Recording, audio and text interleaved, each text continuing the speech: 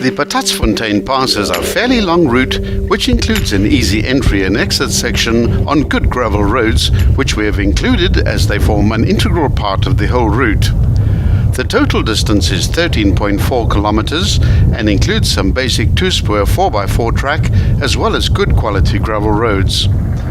Although the average gradient is a mild 1 in 50, there are a few sections that get as steep as 1 in 7.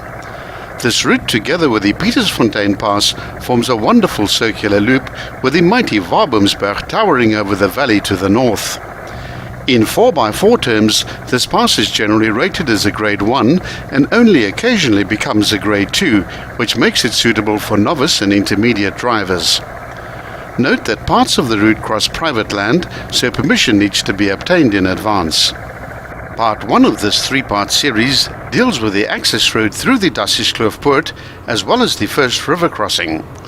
This video ends at the 2.9 kilometer point. The road first traverses some of the outbuildings of the Patatsfontein farm. Keep your speed below 30 kilometers per hour in an effort to reduce dust for the farmer and his crops.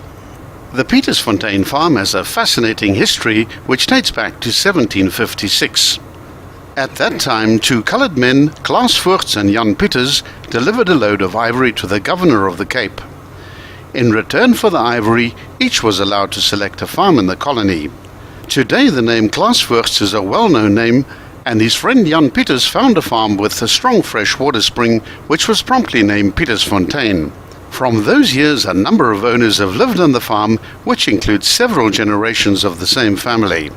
The next valley to the south is the Casey River Valley.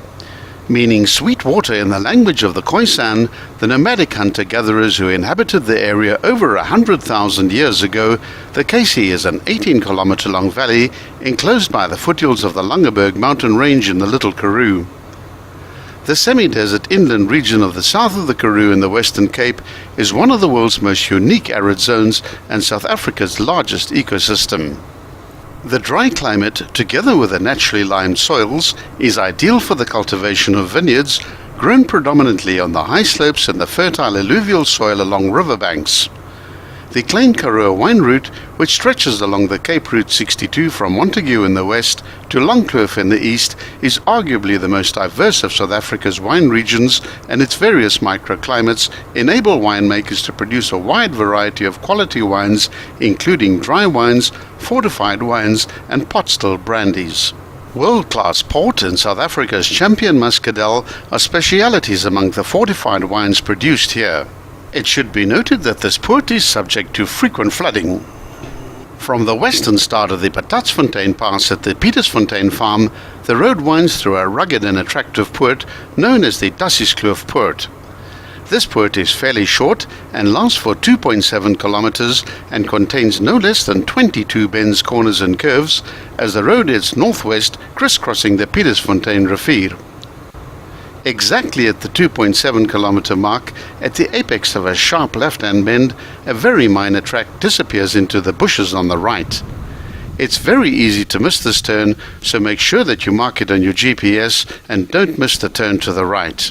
At first it looks like the track peters out here, but persevere a little and the first section of shrubs and trees gives way to open sunlight, where the road can be seen dropping down to a small river crossing. Engage low range right away and carefully follow the track, being careful not to scratch your vehicle on the thorn trees.